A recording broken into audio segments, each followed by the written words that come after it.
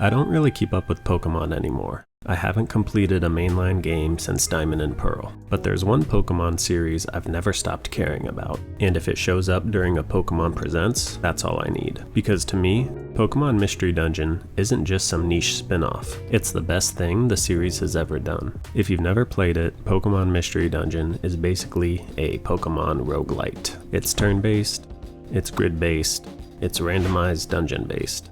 And it's way more chill than that description makes it sound. The battles aren't about high-level strategy. The fun comes from exploring, improvising, and just seeing what happens. And instead of playing as a trainer, you play as a Pokemon. You pick your partner, recruit more Pokemon during dungeons, go on missions, and slowly uncover a surprisingly emotional story. All while crawling through randomized dungeons with weird side quests like deliver a Pecha Berry or rescue a fainted Weedle. It's honestly great.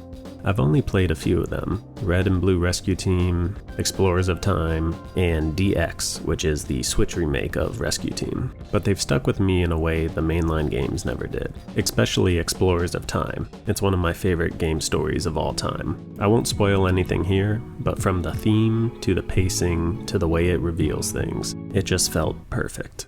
And it wasn't perfect because it was complex. It was perfect because it landed emotionally. That's something mainline Pokemon has never done for me. Mystery Dungeon made me care about the outcome, about the world, about the characters. And it did that with just strong writing and a simple presentation. When they remade Red and Blue Rescue Team into DX in 2020, I was thrilled. Some people weren't a fan of the art direction. Personally, I was fine with it. My only real complaint was that they removed the basic attack button. It wasn't a huge deal, but it just made no sense to me. I used to build my character around using strong, low PP moves and rely on the basic attack in between. Now you're kind of forced to burn through real attacks for everything. Apparently that basic attack still exists, but it only triggers in super specific situations. Why did they make this change?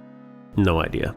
But even with that flaw, DX was still a success. It sold about 2 million copies, making it the second best-selling game in the series, right behind the combined sales of Time, Darkness, and Sky at over 6.3 million. All I really want is a remake or port of Explorers of Sky. That's the expanded version of Time and Darkness, and I never got to play it. If they announced that during Pokémon Presents, I'd pre-order it immediately. I don't even care about the art style, just make it playable on modern hardware. It's been 5 years since the last Mystery Dungeon game, and while I'd be happy with a brand new entry, I'll admit I'd be a little less excited than a remake. Mostly because I've fallen off the mainline series, so I barely even recognize most of the newer Pokemon. Still, I'd support it either way. Mystery Dungeon is the only part of Pokemon I still feel connected to, and I want to see it survive. Will I be disappointed if it doesn't show up? Yeah. But I'm used to it. Mystery Dungeon has always been niche. It's never gotten the spotlight and success I personally feel it deserves, but I think this series is special, and whether it's a port, a remake, or something new, I'll be there either way.